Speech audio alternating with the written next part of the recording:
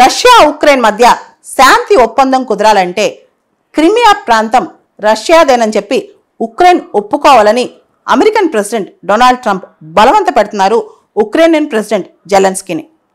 మనందరూ తెలుసు, చాలా కీలకమైన ప్రాంతం, ప్రపంచంలోనే ముఖ్యంగా యూరోప్లో చాలా కీలకం. క్రిమియా ఇప్పుడే కాదు, 18th సెంచరీ 19th సెంచరీ ఆ ప్రాంతాల్లో కూడా చాలా కీలకం అనమాట. ఆ టైంలో కూడా చాలా కీలకం. అప్పట్లో రష్యన్ ఎంపైర్ చాలా పెద్దగా ఉండేది, కానీ వాళ్ళకి ఆల్ వెదర్ పోర్ట్ అంటే సమ్మర్ వింటర్ ఏ సీజన్లో అయినా వాళ్ళు వాడుకోగలిగే పోర్ట్ ఉండేది కాదు. అయితే క్రిమియా దగ్గర సెవాస్తోపోల్ పోర్ట్ ఉందన్నమాట, లేదా సెవాస్తోపోల్ పోర్ట్ అంటాం. ఆ పోర్ట్ ఉంది. ఇది చాలా అద్భుతమైన పోర్టు, ఆల్ వెదర్ పోర్ట్ అనమాట. సో రష్యాకి అప్పటి నుంచే క్రిమియా దగ్గర ఉన్న ఈ పోర్ట్ చాలా ఇంపార్టెంట్. అంతేకాదు బ్లాక్ సీ కూడా అక్కడే ఉంది కాబట్టి ఆ యాక్సెస్ కూడా వాళ్ళకి చాలా ఇంపార్టెంట్ అనమాట. దీంతో క్రిమియా అనేది చాలా స్ట్రాటజిక్ లొకేషన్ అని అందరూ నమ్ముతారు.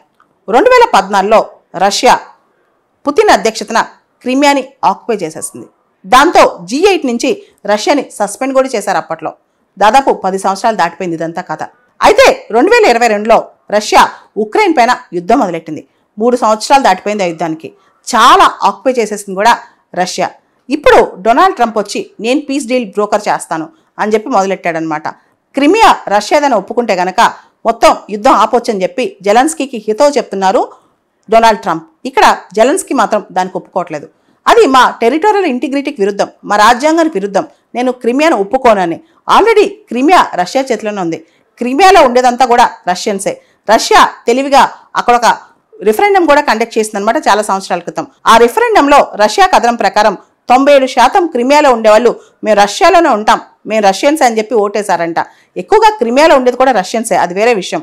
కానీ క్రిమియా అనేది రష్యా వదిలిపెట్టే ప్రసక్తే లేదని చెప్పి పుతిన్ అంటున్నారు. క్రిమియా మాకు చాలా కీలకం, మాదే క్రిమియా, ఇది హిస్టారికల్గా ఎప్పటి నుంచో అంతా మాదే అని చెప్పి ఆయన ప్రకటిస్తున్నారనమాట. ఇంకో పక్క డొనాల్డ్ ట్రంప్ జెలెన్స్కీకి చెప్తున్నారు, క్రిమియాను వదులుకోండి, అది మీ చేతుల నుంచి ఎప్పుడో వెళ్ళిపోయింది, 10 సంవత్సరాల క్రితం వెళ్ళిపోయింది, ఇప్పుడు మళ్ళా క్రిమియా మాది మాది అని ఎందుకు పట్టుబడుతున్నారని చెప్పి డొనాల్డ్ ట్రంప్ ప్రశ్నిస్తున్నారు. ఇప్పుడు అమెరికా అధ్యక్షుడు డొనాల్డ్ ట్రంప్ రష్యా ఉక్రెయిన్ యుద్ధం ముగించాలని ట్రై చేస్తున్నారు. ఆ గొప్ప తందేనని భావిస్తున్నారు.